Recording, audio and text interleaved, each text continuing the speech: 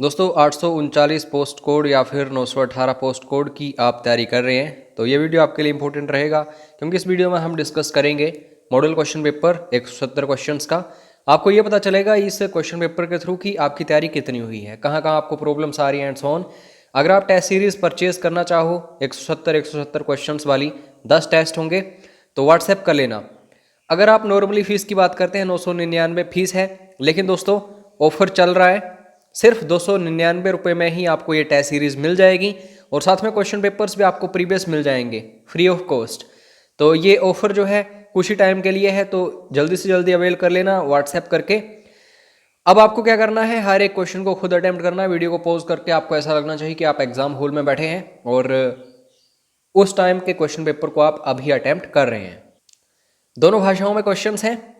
पहला क्वेश्चन है, Mahabhashya an outstanding work in the fields of grammar is a composition bye. Mahabhashya व्याकरण के क्षेत्र में एक उत्कृष्ट कार्य किसके द्वारा एक रचना है? तो सही आंसर जो होगा वो होगा Patanjali. When Alexander the Great invaded India, the dynasty which was ruling over entire North India was।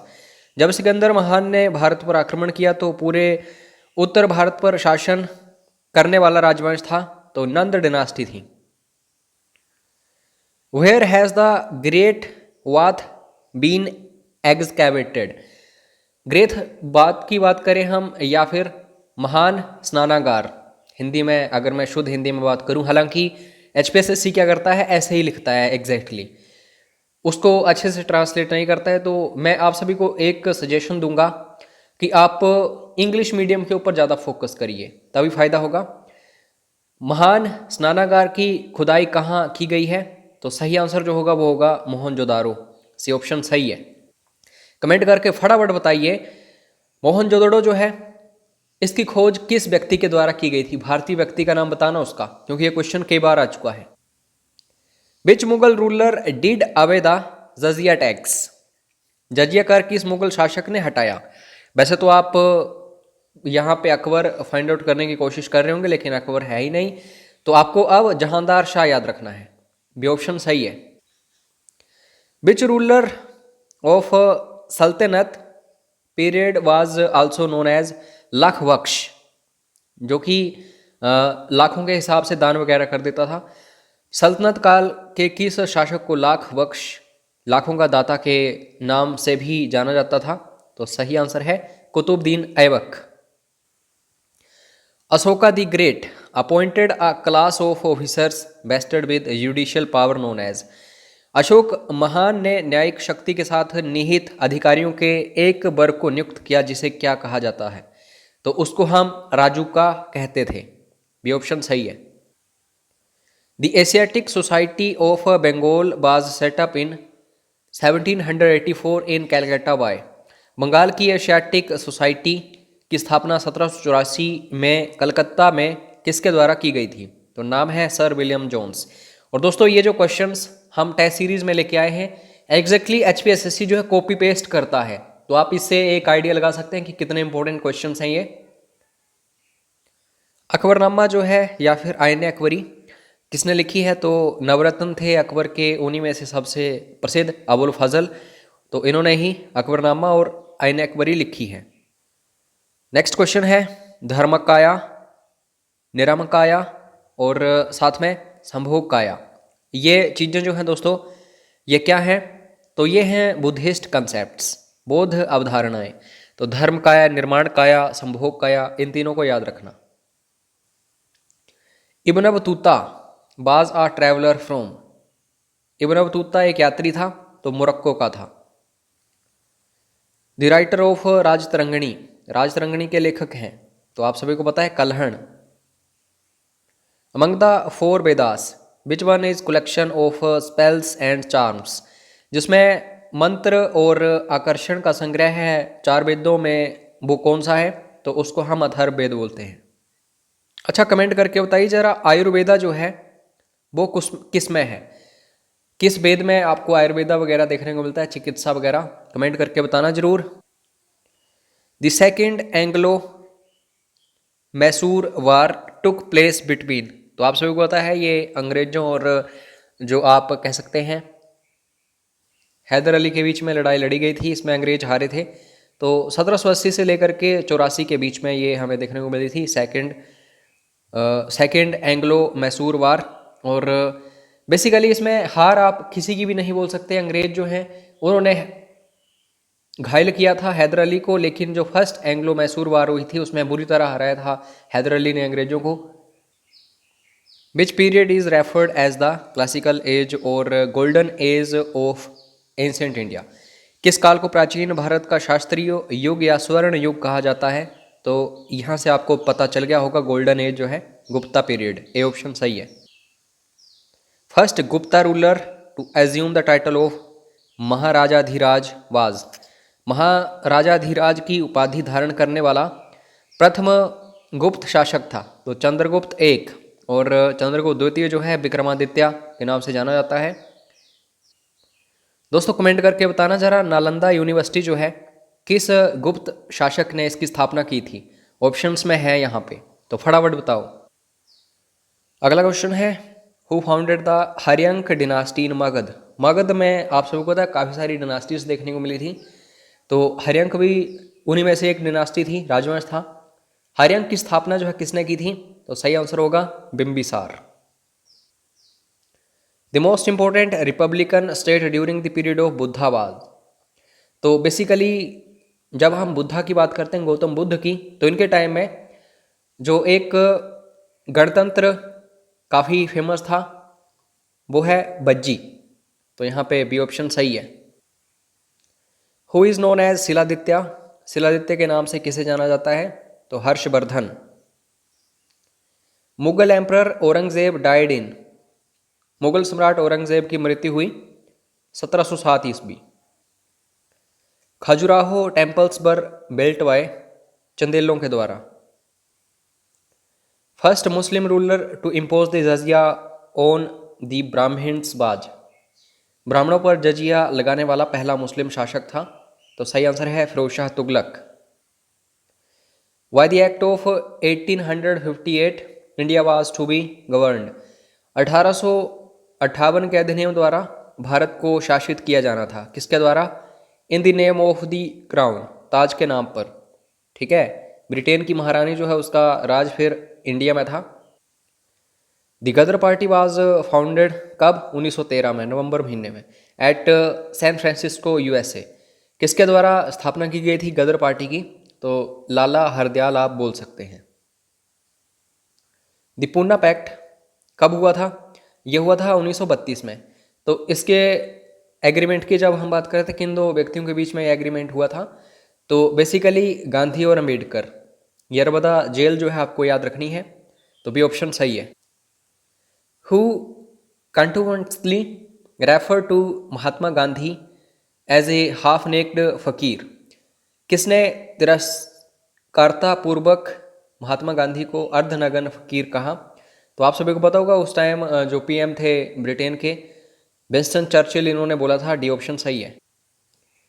अल हिलाल क्या था? एक जो इंडिया है उसमें अल हिलाल एक पत्रिका थी, जनरल था, बी ऑप्शन सही है। Who was the Nawab of Bengal during battle of Plassey? Plassey का युद्ध 1957 में लड़ा गया था, तो उस टाइम कौन था?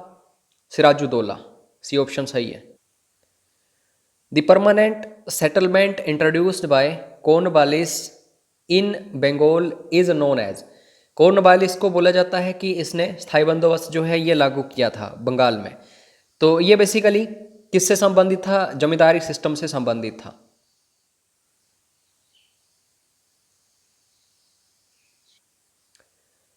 Who gave the title Mahamana to Madan Mohan Malviya? आप सभी को पता है मदन मोहन मालवीय जो है उनको महामाना के नाम से हम जानते हैं, तो ये नाम किसने दिया था? तो बेसिकली जिनको नाम दिया था महात्मा, उन्होंने ही नाम दिया था महामना। तो हम बात करें रविंद्रनाथ टैगोर की, और महात्मा नाम दिया गया था मोहनदास करमचंद गांधी जी को। The all India Muslim league was founded by? तो 1906 में इसकी स्थापना ढाका में की गई थी। काफ़ी सारे लोग थे, लेकिन एक हम जब बात करते हैं इंपॉर्टेंट, तो आगा खान, सी ऑप्शन सही है। सलीमुल्लाह खान वगैरह, ये सारे इंपॉर्टेंट हैं नाम। Gandhi Irwin pact was signed on, तो गांधी अर्बन समझौता जो है ये हुआ था दोस्तों 5 मार्च 1931 में, डी ऑप्शन सही है। National highways system is responsible of, राष्ट्रीय राजमार्ग प्रणाली की जिम्मेदारी है, तो किसकी जिम्मेदारी है ये दोस्तों सेंट्रल गवर्नमेंट की है। Which among the following national highways of India is the longest, Bharat में निम्नलिखित राष्ट्रीय राजमार्गों में से कौन सबसे लंबा है, तो NH 44। In India the state with highest density of population is, Bharat में सर्वाधिक जनसंख्या घनत्व वाला राज्य है, तो इसको हम बोलते हैं दोस्तों Bihar. The largest population of scheduled tribes is in, अनुसूचित जनजातियों की सबसे बड़ी जनसंख्या जो है ये कहाँ पे हमें देखने को मिलती है, तो ये मध्य प्रदेश में। यहाँ पे फॉरेस्ट जो है सबसे ज़्यादा है, टाइगर जो है सबसे ज़्यादा है, नेशनल पार्क्स यहाँ पे सबसे ज़्यादा है, और भी काफ़ी सारी चीज़ें हैं यहाँ सबसे ज़्यादा। तो अच्छा एक इम्पोर्टेंट राज्य है ये दोस्तों। स्पीड अगर थोड़ी सी ज़्यादा लग रही हो तो 3 डॉट्स में जाके आप अपने अकॉर्डिंगली सेट कर लेना स्पीड, क्योंकि मैं ज़्यादा से ज़्यादा क्वेश्चंस डिस्कस करने की कोशिश कर रहा हूँ यहाँ पे। The year dash is called a great divide in the demographic history of India, तो बेसिकली ये कब हुआ था, 1921 में देखने को मिला था। भूकंप वगैरह आया था यहाँ पे, काफ़ी सारी महामारियाँ थी, तो इसलिए ऐसा हुआ था। वर्ष 1921 को भारत के जनसांख्यिकीय इतिहास में एक महान विभाजन कहा जाता है। Which of the following drainage systems fall into bay of Bengal, जो आपको पता है बंगाल की खाड़ी है, उसमें कौन कौन सी नदियाँ गिरती हैं, गंगा भी है, ब्रह्मपुत्र भी है, गोदावरी भी है, महानदी भी है, कृष्णा भी है, कावेरी भी है। लेकिन लूनी हो गई, नर्मदा हो गई, ताप्ती हो गई, वो दूसरी तरफ अरब सागर में जाके गिरती हैं। तो ऑब्वियसली यहाँ पे both and B is right answer. Which of the following important rivers of India does not originate from the western Ghats, Bharat की निम्नलिखित में से कौन सी महत्वपूर्ण नदी पश्चिमी घाट में नहीं निकलती है, तो ये कौन सी है दोस्तों, ये महानदी है। महानदी कहाँ मिलेगी, जो मध्य प्रदेश वगैरह है वो area. Which of the following is known as the morning star, evening star हो, मॉर्निंग स्टार हो, या फिर ट्विन ऑफ अर्थ हो, तो आंसर होता है वीनस। उसके बाद Sahyadri is another name of, Sahyadri जो है दूसरा नाम है किसका, तो ये पश्चिमी घाट जो है वेस्टर्न घाट्स, ठीक है, ये वाला हिस्सा इसको बोला जाता है।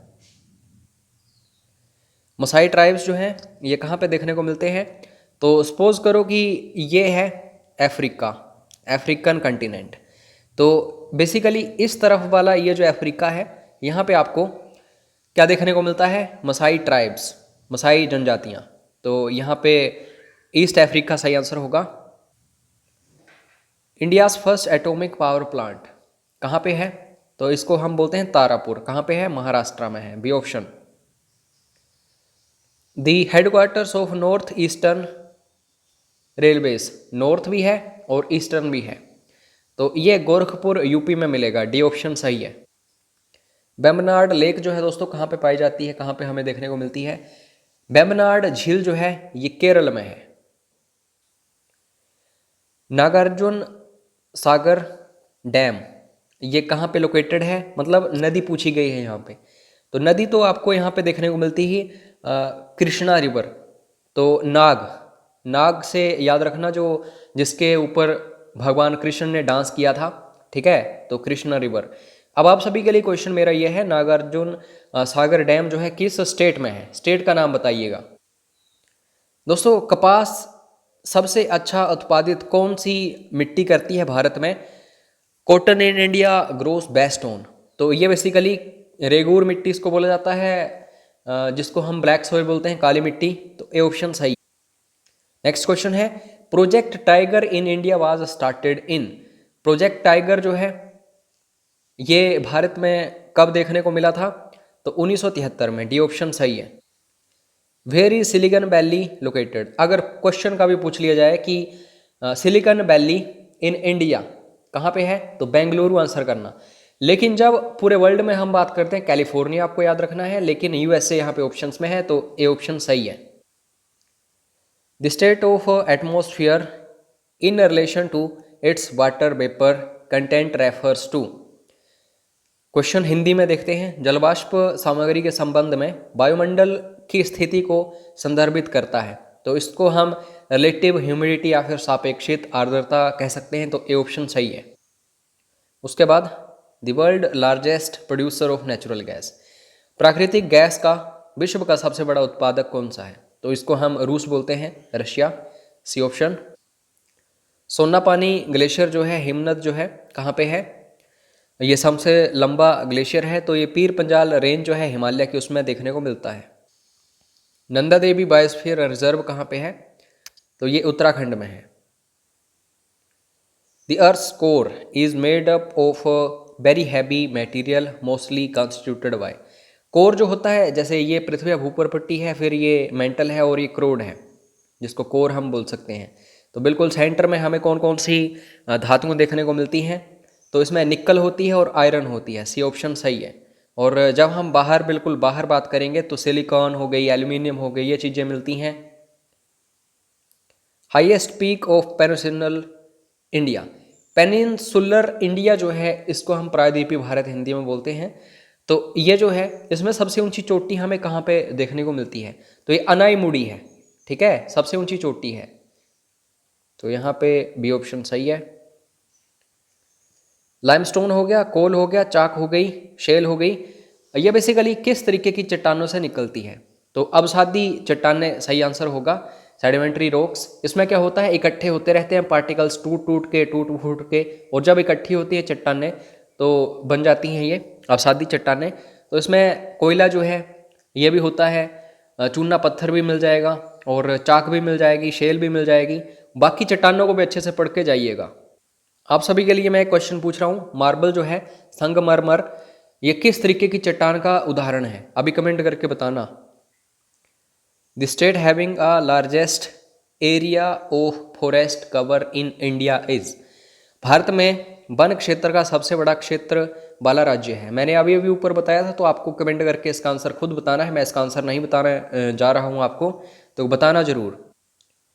Which of the following is a tropical monsoon crop, उष्ण कटिबंधीय मानसून फसल कौन सी है, तो ये राइस होगी ऑब्वियसली, क्योंकि यहाँ पे पानी की बहुत ज़्यादा ज़रूरत होती है।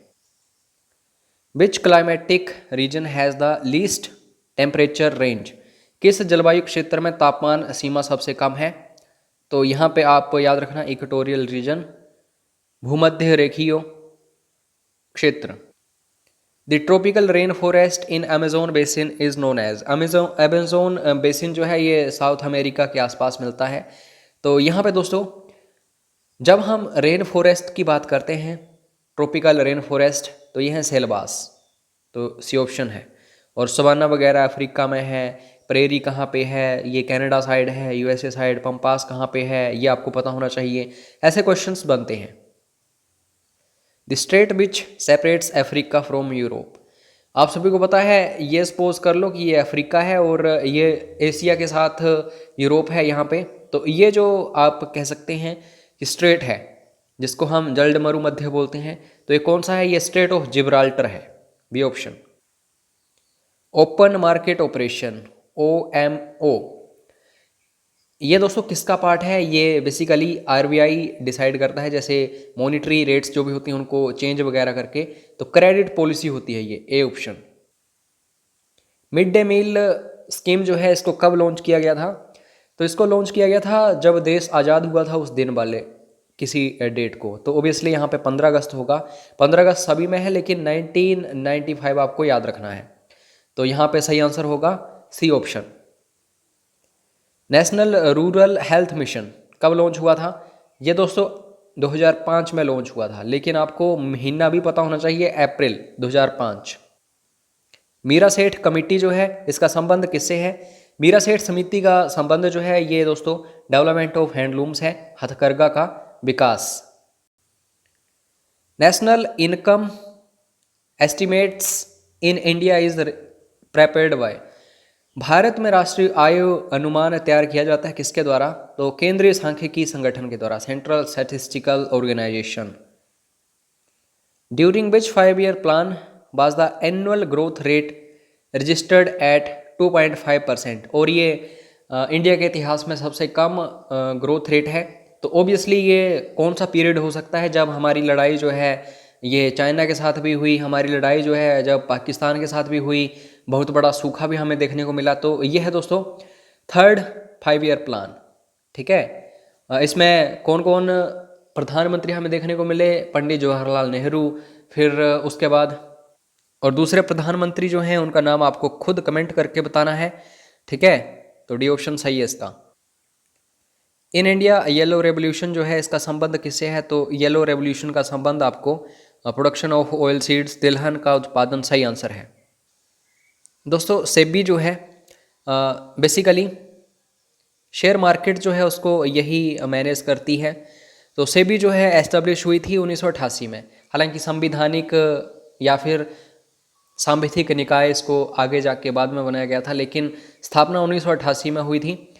तो बेसिकली क्वेश्चन बनता है कि इसकी फुल फॉर्म क्या है? Securities exchange board of India, B option.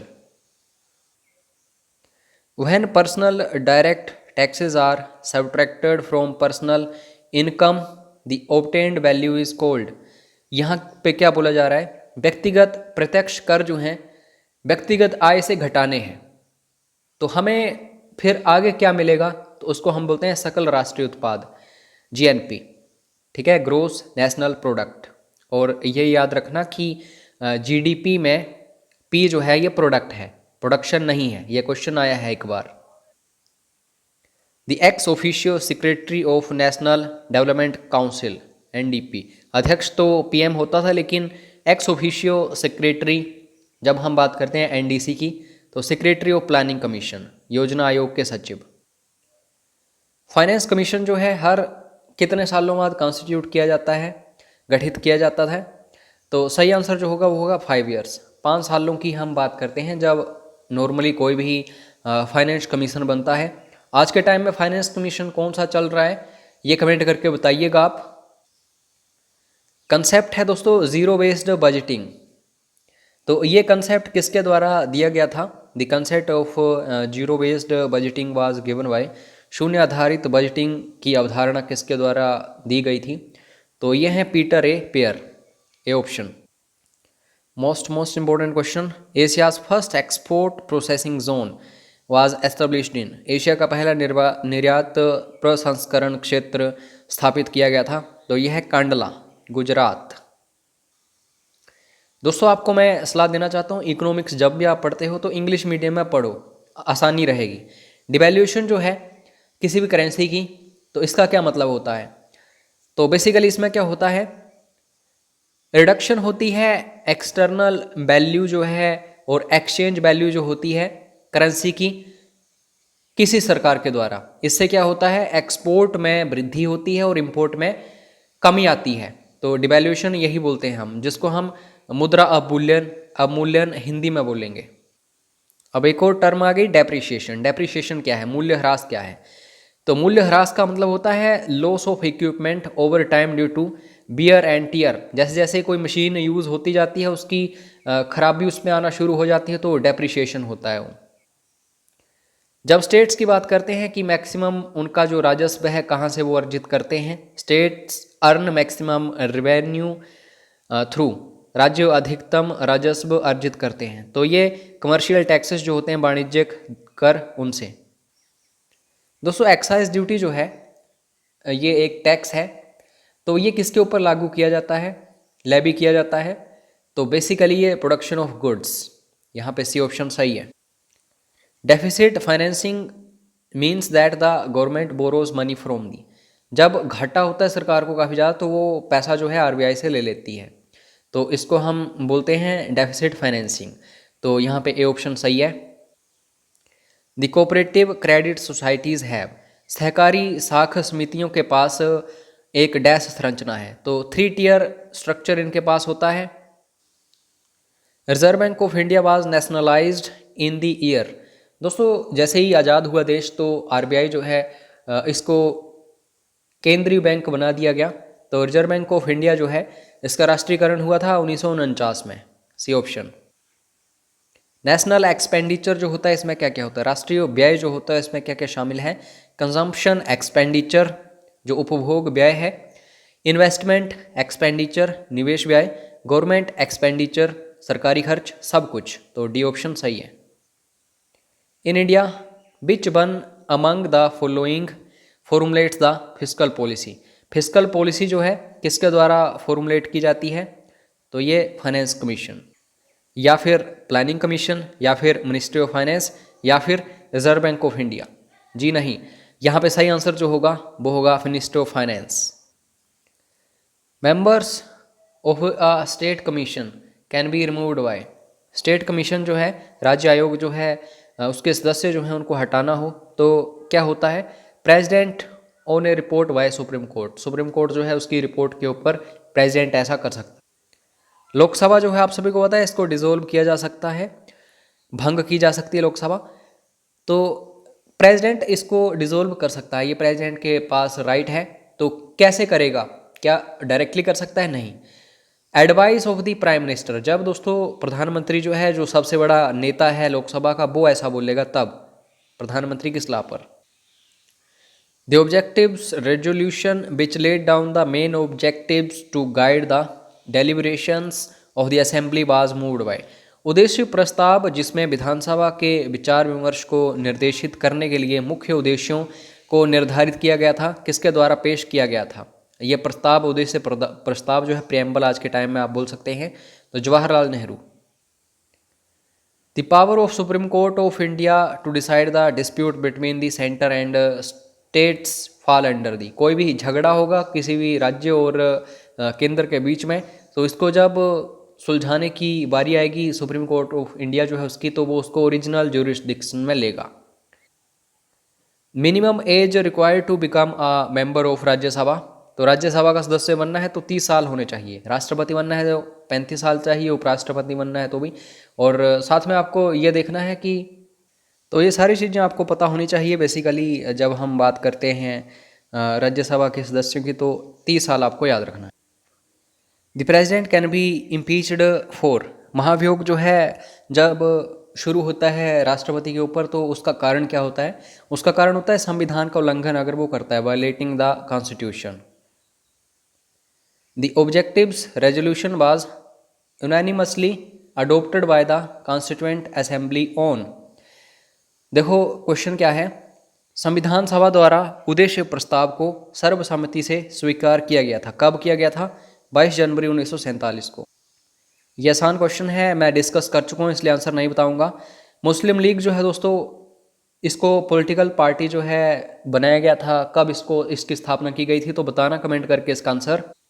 और बाकी का क्वेश्चन पेपर जो है दोस्तों आपको व्हाट्सएप पर मिलेगा, ये तो मैसेज कर लेना और सारे के सारे क्वेश्चंस अटेम्प्ट कर लेना।